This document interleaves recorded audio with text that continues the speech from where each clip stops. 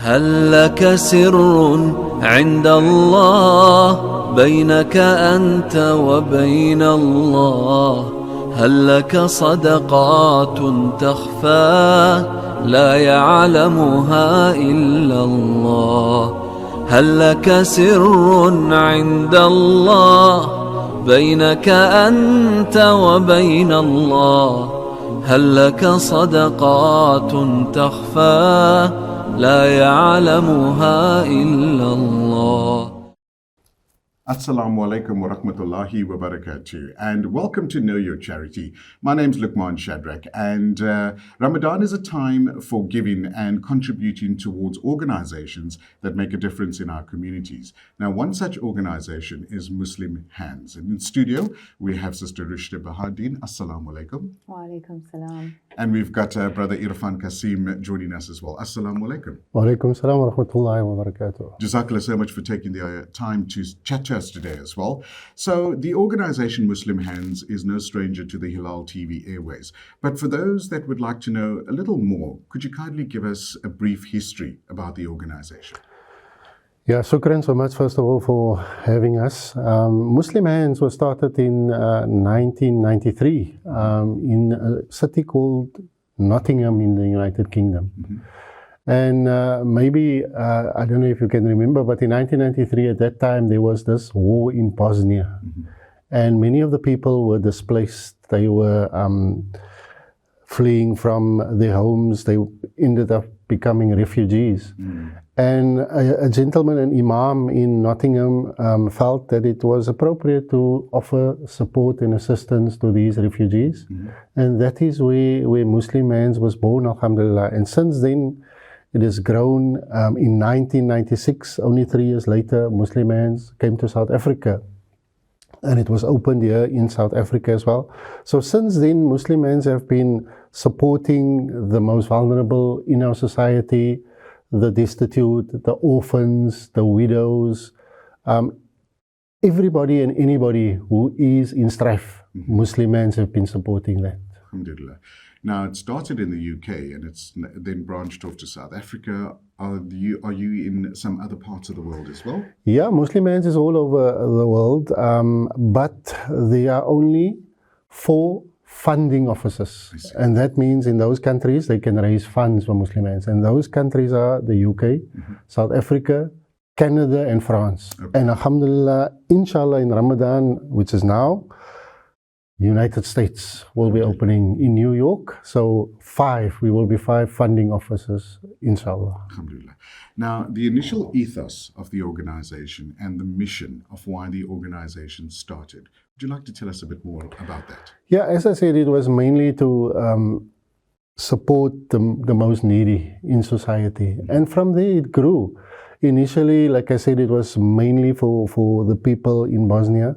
But as word went out, especially in the community in Nottingham, and there are a lot of Pakistani people living in that area, mm-hmm. and there was a great need in Pakistan. And for example, this gentleman who started Muslim Hands, he was the imam at the Nottingham Mosque. I see. And he asked the people, listen here, you guys Qurban. At that time, it was just Eid al-Adha also coming up. And he said, you guys Qurban, how about sacrificing your animals and distribute it in Pakistan, because you don't need the meat here. And that is where it started. And you can see, if you know, every year Muslim Hands slaughters thousands of livestock in Qurban in countries all over the world. Mm-hmm. And that is one example of how the Qurbani campaign started, for example. I see. All right. We're going to get into some of the other campaigns soon as well. But Sister Rushda is with us today as well. And you've just come back from a recent trip. Tell us about your experience on this trip and what was the reason that you visited these countries? Well, I was asked by Muslim Hands to accompany them with a view to bring the awareness of what it's actually like for a non-Muslim Hands employee in the field. It was quite an experience. When you leave South Africa, you leave with what you know. Mm-hmm. And arriving in Mali and Niger was quite a shock to the system. Okay. The level of poverty is like nothing I've ever seen before. So to be able to go along with an organization such as Muslim Hands is quite a privilege, because you're going into remote villages with extreme heat conditions. It's dry, there's no water, there's no healthcare, there's no education. And when you arrive there, you have the feeling that these are like forgotten people. And my heart just melted. To be there in those conditions. So the conditions are pretty intense. It's hot, it's dry, but it's actually not about my comfort. I'm not there for my own comfort. And to do the work on the ground is so fulfilling. To see the work that Muslim Hands are doing, they're bringing hope to the villages. You know, in one of the villages, we had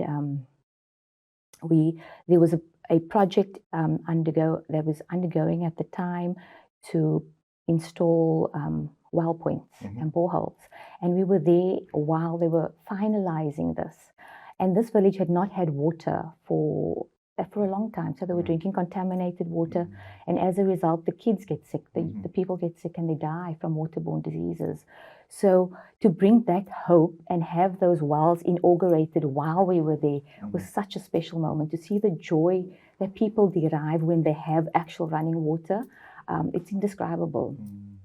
And then added to that, those wells were donated by South African donors, which made us so proud as representatives of Muslim Hands South Africa. So that's just one of the days when you're in the field, I mean, it's 16-hour days in extreme heat. It's about a 4-hour drive to the villages from where we stayed every day. If you put that aside and you just take the barakah from what we're doing, what Muslim Hands is doing on the ground, it's a phenomenal experience. And I would imagine the government and municipalities in that area must have been so thrilled that Muslim Hands came through to assist as well. What was that experience like? Oh, absolutely. So the areas are quite, they're not really safe. So the governments have they arrange security for you and escorts and take you to the villages. But Muslim Hands rely on governments and the local officers to implement and roll out the projects. So once the funding officers have raised the money, it then is distributed to those respective officers. And they really, in Mali specifically, they really work very hard at implementing the programs along with government. So, for example, when a school of excellence needs to be built, the government assists in providing land so that the school can be built, you know, in as far as they are able to help with limited resources. Right. I would imagine that there are so many countries that is in desperate need. And these are just two of the countries that you visited to date. Are you planning more trips like this to other countries? Inshallah, when Muslim Hands are ready, I think I came back and said that I do need time to integrate the experience. I came back with a very different view of what the poverty-stricken in the world, what their conditions are actually like. Inshallah, I would join them on another trip. Yes, inshallah. I just need to. I would imagine debrief as well through all of this, because it's if you're not used to something like this, it can be traumatic to oneself. That provides fun, aid of any sorts. Brother Irfan, I know that you also visited Turkey very recently, which we had the terrible disaster of the two earthquakes. Did you visit after the first one, after the second earthquake?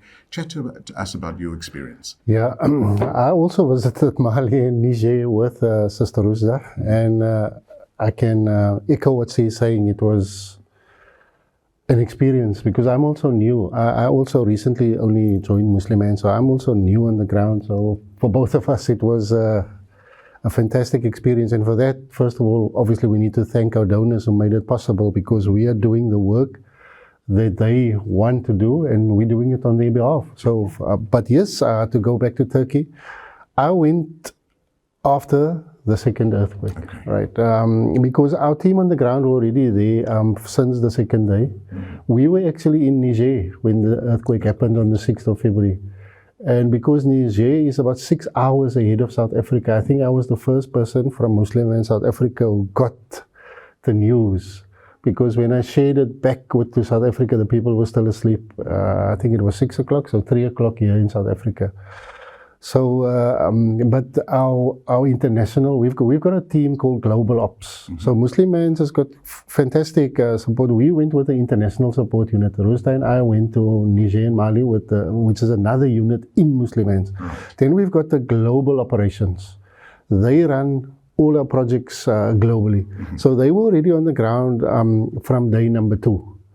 I went the 3rd week, 3 weeks after the initial earthquake happened, because now it was ready to provide support. Right. Now we need to give the people food, medical attention, shelter, clothing, because it's extremely cold in Turkey this time of the year as well. And I would imagine allowing outsiders to come into Turkey after that disaster as well. I would imagine there was a bit of wait for that.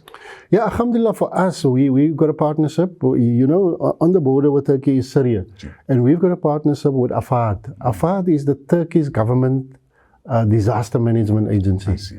And we run bakeries with them inside of Syria. So alhamdulillah, we were fortunate from that point of view. Because of our association with AFAD, the Turkish government allowed us into the country immediately.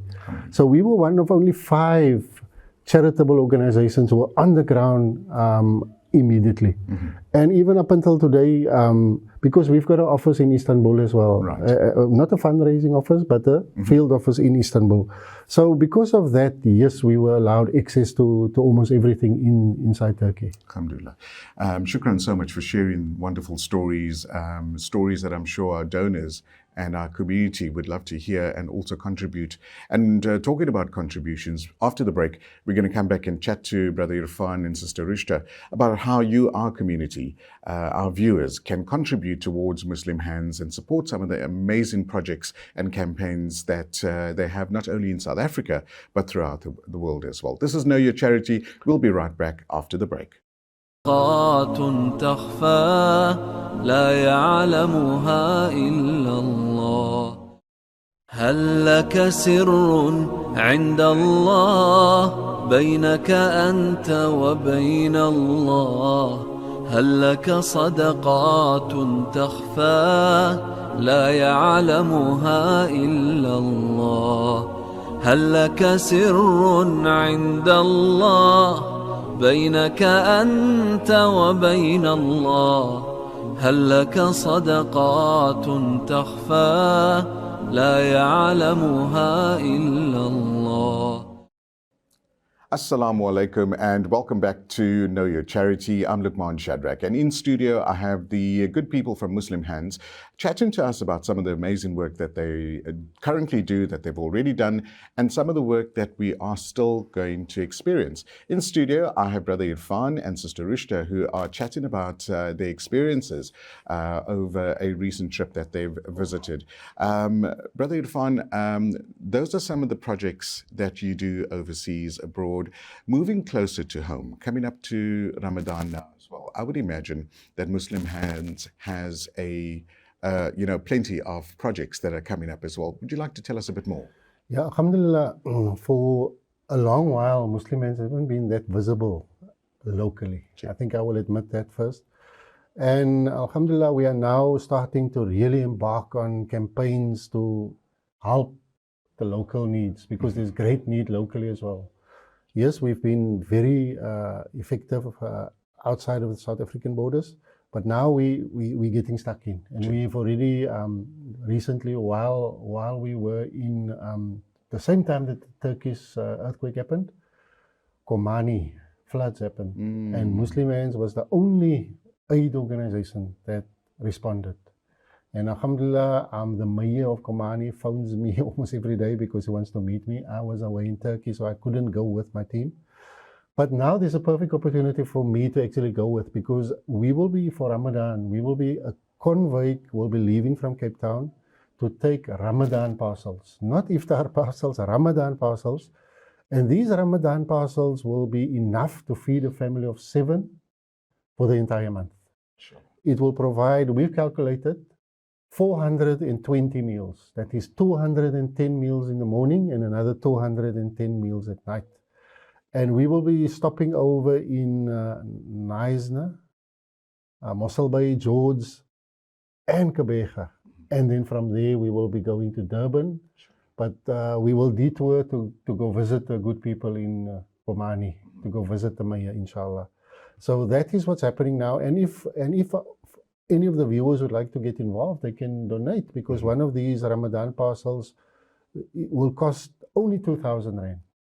To feed a family of 7 for the entire month of Ramadan for only 2,000 Rand. And they can visit our website at muslimhands.org.za. All the details is available on the website, and that is how they can get involved.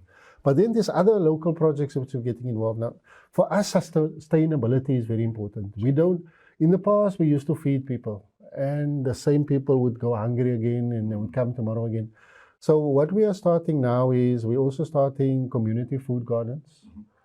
We started the first one at a school in Bonteheuwel, Rosewood Primary School.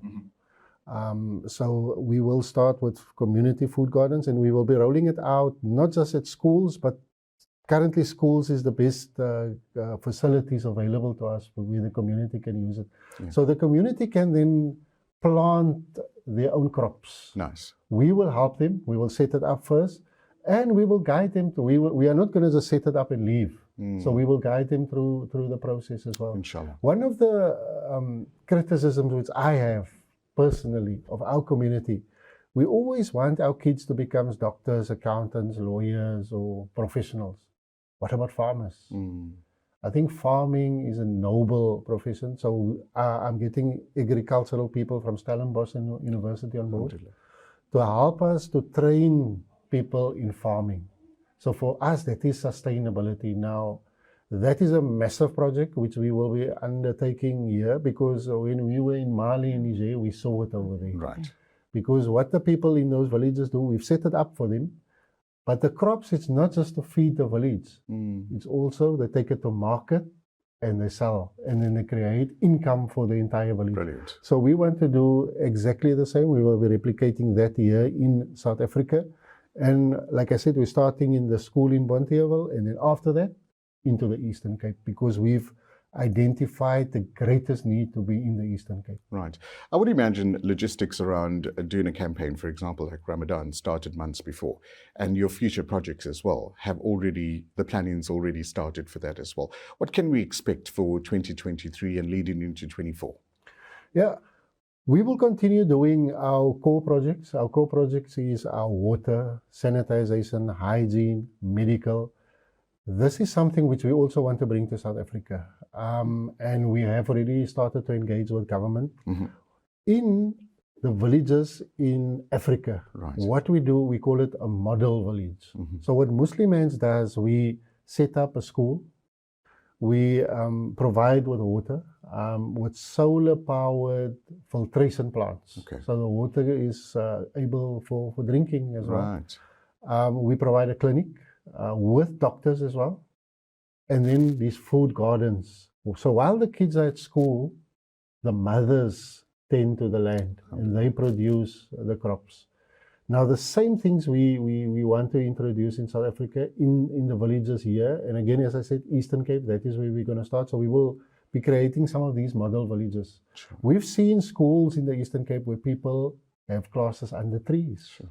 For us, that is not dignified. Conducive. We want to bring people's dignity back to them. For us, the most important thing is the dignity of the people. So we have started to speak to government, as I said. And we hopefully, inshallah, we will bring some of those schools, those clinics. In the Eastern Cape, they've got the drought. There's water problems there as well. We've got the expertise. We will be hopefully be bringing in some drinking water as well. And the sustainable food gardens, inshallah. That is the biggest projects that we will have for South Africa. Internationally, the same projects. We build masjids all around the world. We have water wells, we have livelihood projects. That is, I don't know if Sister Ruzda can maybe tell you about the livelihood projects which we also set up in, we visited a few people Right. in Niger where businesses, we set them up in the small little businesses. Alhamdulillah. So that we also want to continue. And hopefully in South Africa we can also do some of those kind of projects. People that are watching, our viewers on Hilaal TV, often would wonder, how can they come on board? How can they assist? And sometimes they may not have financial aid or maybe a particular skill, but you do take on volunteers from project to project. What is the best methods for our viewers to get hold of you? Well, as Brother Irfan mentioned, the website, which is muslimhands.org.za, and even if you send them an email or give them a call. But the projects that they are planning to roll out locally within the borders of South Africa would most certainly require volunteers. And, I always believe that your time is sadaqah as well. Sure. So it doesn't necessarily need to be financial. We need those financial donations to run, to be able to implement all these projects. However, if they are in your city and you'd want to assist with handing out the parcels, Brother Irfan can probably chat a little bit more about that.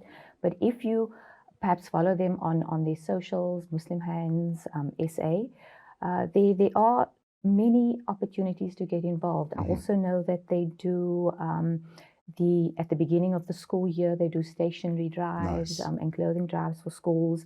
So there's many projects that if you are able to offer a skill or you're able to assist, get in touch with the office. I'd like to touch on the model village because I think that was one of the biggest successes I saw abroad. And to hear that they're bringing it to South Africa is very exciting because it's about creating a sustainable village where the villagers are able to live and all their basic human needs are met. So they have water, which is an essential basic human need, and then shelter, education for the kids. The garden is, the community garden is one of the best ways in which to ensure that there's food for them. And at the same time, they are able to sell whatever they don't use and earn some income for the village. Sure. And then the medical facility as well. So in those villages that we intend to set up within the borders of South Africa, I am sure that if you have a skill in any of those related areas, perhaps a nurse or a doctor, and you have some assistance that you'd like to offer or guidance in setting them up, or work in a community clinic at the moment, I'm sure they'll be very happy to hear. Okay. Brother Irfan, before you get to a point you want to mention, do you partner with smaller organizations to help in some of the, communities and try and infiltrate and help? Yeah. In Hermanus, we are partnering with a local NGO. I didn't even know there was a township in Hermanus. We went there about 2 months ago. So yes, in Ramadan, we're also partnering with a few smaller NGOs who have approached us to help them with iftars. So we will be having an iftar every night during the month of Ramadan, but supporting different NGOs as well. Okay. But can I just make a point that Sister Rosda mentioned about the model village, something which I forgot, and it's very important. We also provide them with solar lights. Alhamdulillah. And for us in South Africa, I mean, when we were there in the village, we were shocked because something which we also need, we've got a lack of electricity. So we provided the village, because there was no electricity in the village, obviously, with solar powered lighting outside the homes. So if the kids wants to do their homework at night, they can come outside and sit and do the homework. So inshallah, we're hopeful we can implement that. Yeah, I would imagine, with the likes of Eskom, it's, certain challenges have exacerbated the need in various parts of our country and around the world as well. For the viewers that are watching, what is your appeal? Let's pull on their heartstrings a little bit to assist. It is coming up to Ramadan. Can we contribute our sadaqah, lillah, fitra, fidya, all to Muslim Hands? Yes, the viewers can donate all of that, but also their skill. Sure. Something which I noticed in Turkey, which is very important, is the children. A lot of them were left orphans. And social, or what do they call it, psychosocial skills or psychosocial support will be required. Sure. So those kind of people who can do that, they can obviously contact us at our office, become volunteers, and we can then point them in the right direction to go give that kind of support. That is some of the things. But if you want to pay your zakat, your sadaqah, like I said at the start, we can only do what we do because of our donors. We do it on their behalf. So if they want to let Muslim hands do the work for them, they can give their zakat, their sadaqah, their fitras, their fidya, kafara in Ramadan. In any other general charity, Muslim hands is there. And then obviously we also run individual campaigns where we've got the containers in Turkey where the people now live in, the housing containers. One of these containers, if anybody wants to buy one and sponsor a family of 4, 66,000 Rand, also available on our website. They just need to go to muslimhands.org.za. All the links are there, and they can do whatever donations they want to do right on the website. Inshallah. Brother Irfan and Sister Rushda, Jazakallah so much for coming into studio and chatting to us about the wonderful organization Muslim Hands, and may all your projects go from strength to strength, inshallah. Shukran kathiran, and shukran so much for having us, and may you have a wonderful Ramadan, and all the viewers, inshallah, also. Inshallah, Ameen. And that's how we end Know Your Charity with Muslim Hands right here from our Cape Town office. We would like to wish you a great afternoon. From myself, Luqman Shadrack, and the Cape Town team, Assalamu alaikum.